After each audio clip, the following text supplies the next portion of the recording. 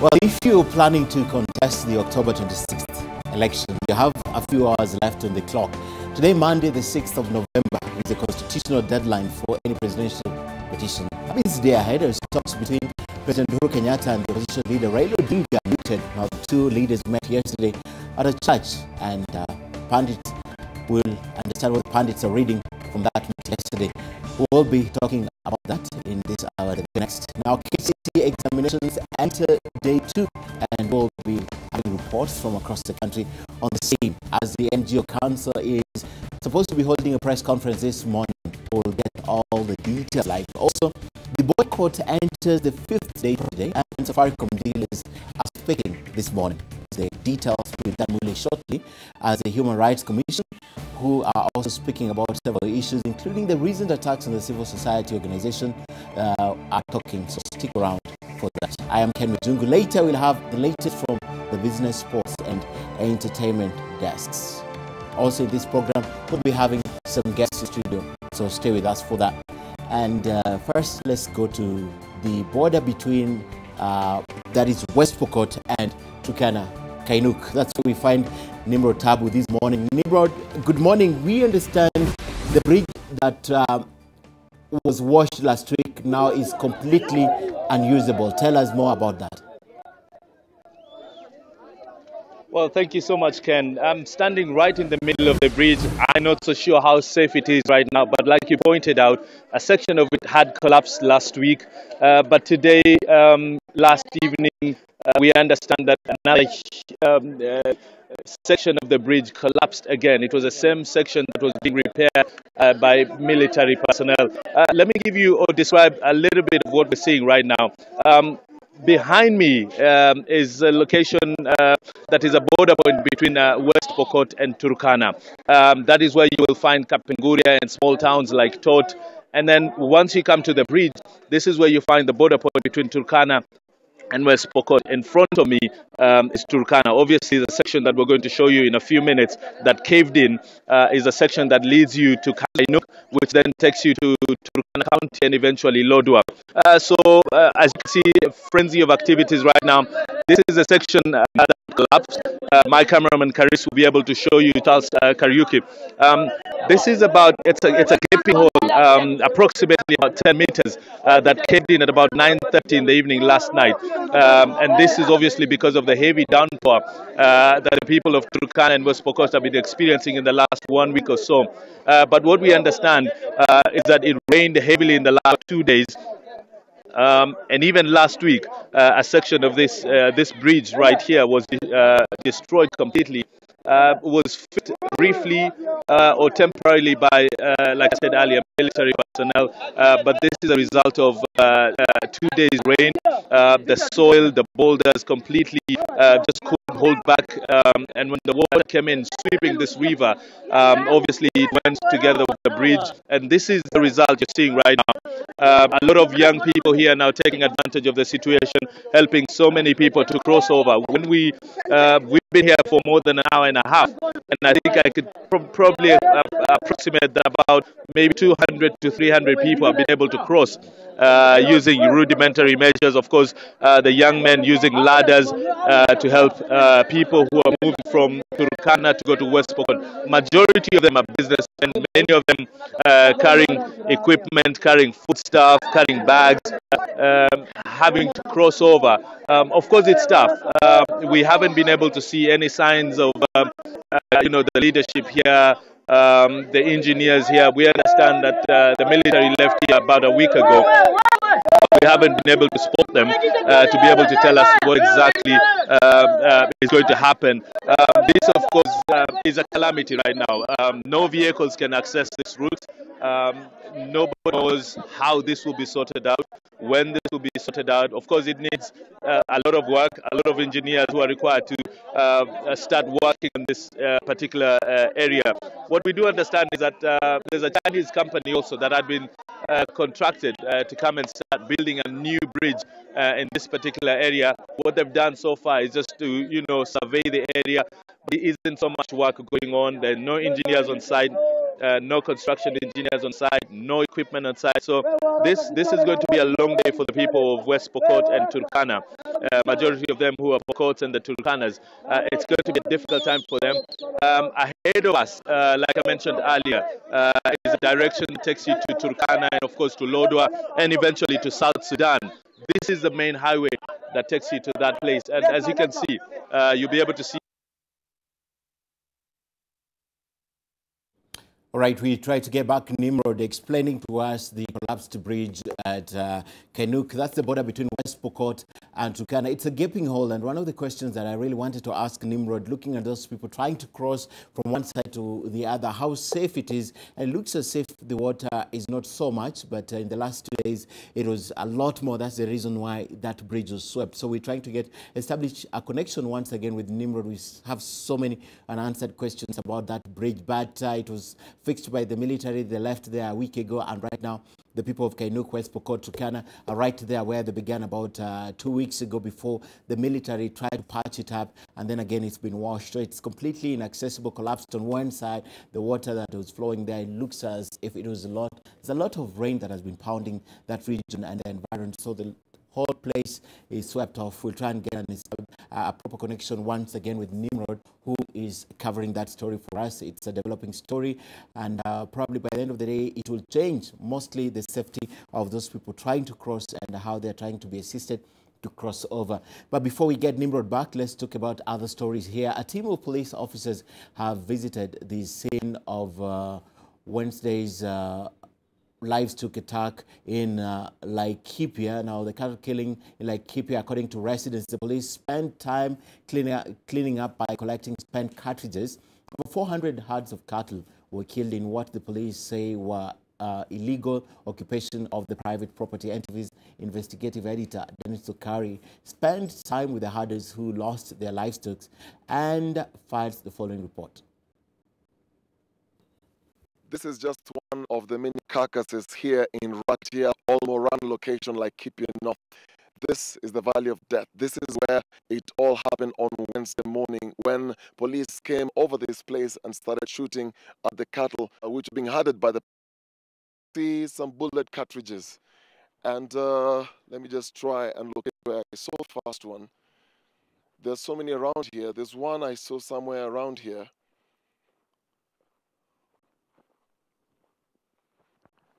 Where is it? Where is it? Here we go. This is just one of the cartridges, many cartridges that we've seen around this place. But to just give us an overview of what happened that day, I want to speak to the herders themselves. And here is Gabriel. Gabriel, Bariako. So this is Gabriel and his friend. There are just two of the herders who are here that morning. Many of them obviously are not around this place. But just to explain to us what really happened, Gabriel, hiyo asubuhi Wednesday saa 5 mlikuwa mnalisha mifugo yenu hapa. Yes. Polisi wanasema kwamba kulikuwa na ufiatulianaji wa risasi kati yenu na hao. Ndio maana mlikuwa mnatumia mifugo yenu kama vizuizi na ndio maana walipiga mifugo yenu risasi. Ni kweli? Ndugu yangu, hiyo ni uongo. Juu sasa ukiangalia mahali kama hapa, uwanja kama hii, na kuna vijiji hapa ambaye inatusunguka. Tunaweza aje kulisha hapa na bunduki. Tunaweza aje kulisha. Kitu kingine, huyu ng'ombe ikikuja kwa hii tukilisha kwa hii uwanja, huwa tunapitia kwa senda hili mara ni senda kabisa katikati ya town. Hiyo njia hii ng'ombe inateremka kulala huko chini ya town na kupitia hapa hivyo. Na tunakuja kulisha tu hapo mahali open kama hii. Hapo sasa tulikuwa tunapitia hapo, tunapitia aje na funduki hapo. Polisi walikuwa wakitoka pande huu. Sasa sisi tuliona kiparu, tulikuwa tunanyunyisia ng'ombe kwa ile mahali hapo chini. Sasa ng'ombe ilikuwa inasanyika tu kulisha, yani kukaa tu hapa hivi kukula nyasi. Wakati tulisikia yani gari kuguruma, sisi tukafikiria kama ni tarakta ama gari ya ile ya kawaida. Tulistukia magari inakuja tu hapo chini ya hii mamiti. Kulikuwa na mtoro pale. Wakati tuliona ni kiparu, na huwa tunasikia kiparu huwa inasunguka. Tukakuja tu tukakuja kama tunaendea tujue ni nini wanataka nini. Juu si kawaida tuone kwa hii mbokani. Huwa tunaonanga tu ikipita barabara inaenda huko chini. Sasa ilikuwa ni si jambo ya kawaida. Tukakuja sisi tukaasha ng'ombe, kulikuwa na ng'ombe ambao tumeingisha kwa hiyo mahali ambao tulikuwa tunanyunyisia. Tukaasha hii ng'ombe, tukakuja tu tukatoka hivi. Sasa tulikuwa tunataka kukimbia, yani atuongeshe ni nini mbaya. Wakati tunakuja kuna kifaru moja ambayo ilitangulia kuvuka hiyo mtaro. Hiyo mtaro mahali maji. Ikavuka, ikasimama.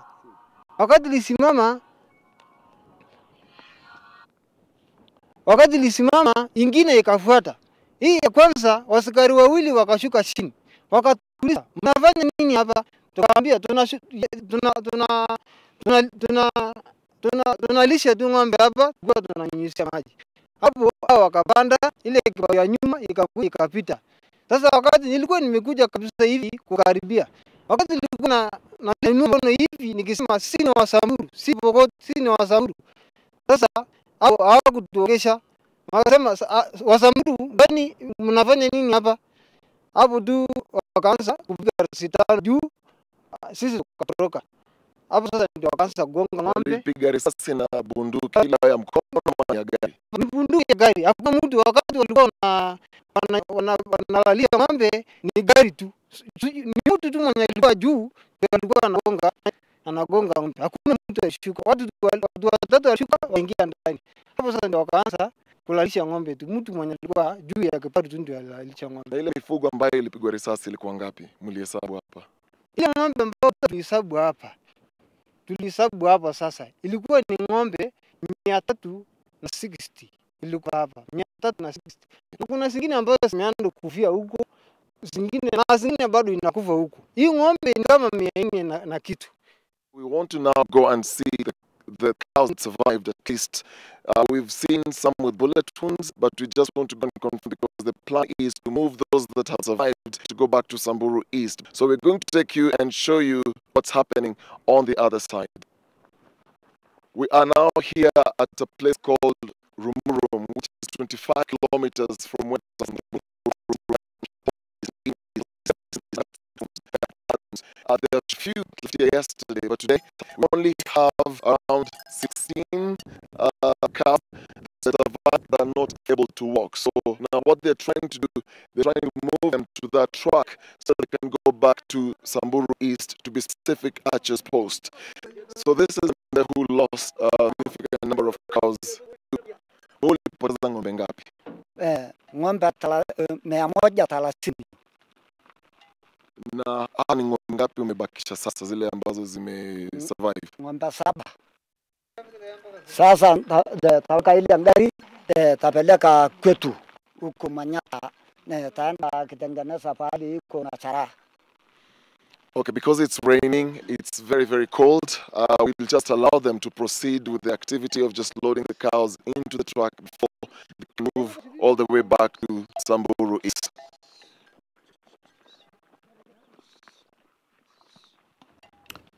All right, we expect a report still from Dennis Okari, who is still in Laikipia trying to find it, to put the pieces together. What happened really in Laikipia? We'll get a report later in the day from our reporter Dennis Okari, who is still in Laikipia.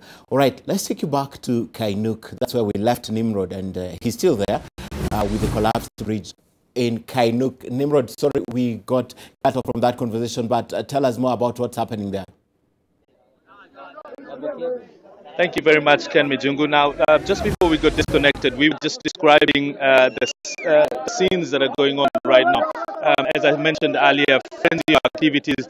Just a couple of minutes ago, we just saw a 3-month-old baby being carried down by the young men who are helping people to go down and cross over to the other side.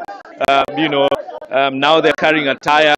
So a while back, they were just carrying a 3-month-old baby and taking him down to the mother who was able to get her baby back, and then obviously crossing over to the next area. So this is a scenario right now. I think you can see the guardrails of what's left of the bridge right now. All these things are being suspended. It's quite dangerous right now, but these young men are obviously doing a great deal of work ensuring that people can cross over. Majority of the people who are being taken from one end to the other are obviously transporters and some passengers.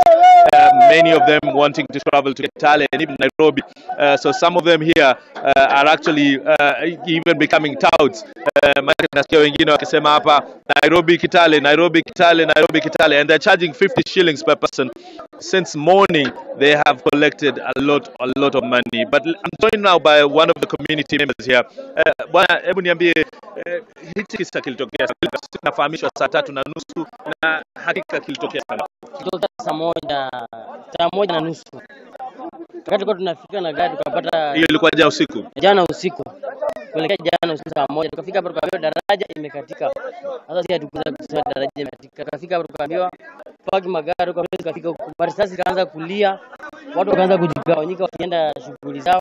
Tukashangaa tutafanyaje? Tukaambiwa tunapande kufika asubuhi maji imejaa. Miti zimekatika huko. Kwa hiyo tutafanya huko kila mahali tu. Hakuna tutafanya. Na tunaambiwa sehemu hii ya daraja ilikuwa imekatika awali na ikatengenezwa. Wakati ilipotengenezwa ni na nani waliokuja kutengeneza, na je walitengeza vizuri ama ilikuwa njia tu ya kukarabati? Ni karabati, njia ni karabati, ni magari ziweze kupita ziweze kufika Lodwa. Kufika Lodwa kama sasa mboga hakuna, kuna sahi mzigo hakuna nini, mboga ndizo zinaanguka magari, nyanya kila kitu zinaharibika.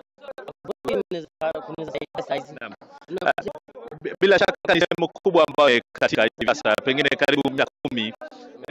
Kwa mtazamo wenu wakazi sehemu hii bila shaka itachukua muda mrefu sana kukarabati. Je, mhisi namna gani kama wakazi? Hii itatizia shughuli zenu kimaisha namna gani? Itatizia katika shughuli ya maisha na kibiashara. Tutarudi chini.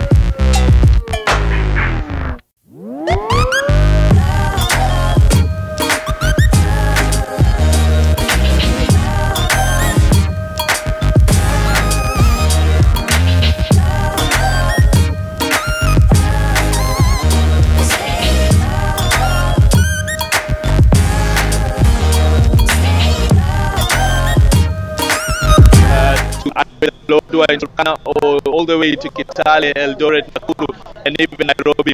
As you can see ahead of me, that is the entry point of the bridge. And as you can see, a number of people also stranded.